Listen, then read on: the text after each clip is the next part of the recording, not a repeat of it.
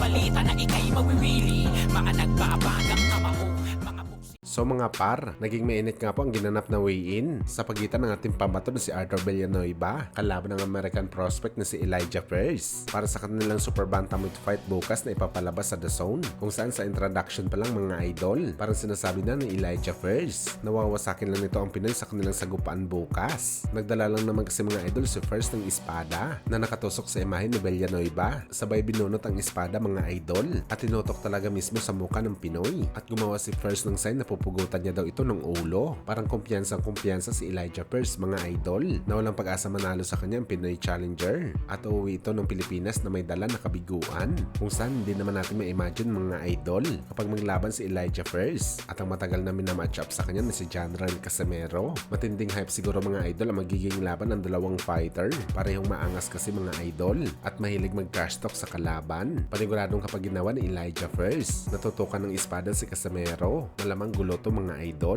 Ayaw pa naman magpalugin ni Cuadro Alas sa mga taong maangas kagaya ni Pearce. Tinulak nga ni Casimero mga idol si Pilipos Ngitomba sa dahilan na hindi nito nagustuhan ang ngiti ng tubong Aprikano. Si Elijah Pearce pa kaya mga idol na meron daladalang espada sa weigh-in. Well, gayon pa man mga idol, abangan na lang natin bukas ang bakbakan ni Elijah Pearce at Villanueva. Magkakaalamanan lang talaga bukas mga idol kung sino talaga ang may sinasabi sa bakbakan.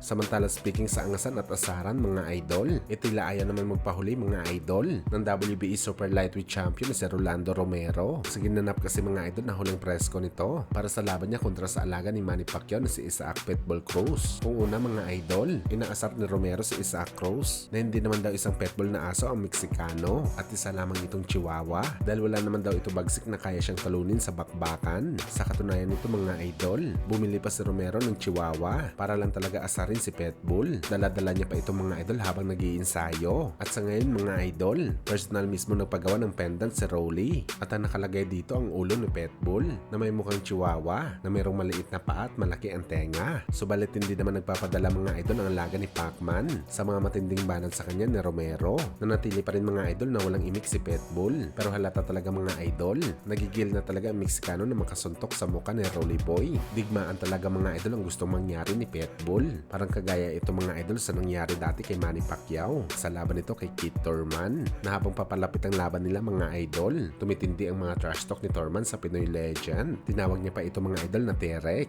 yung maliit ang braso at mabilis gumalaw.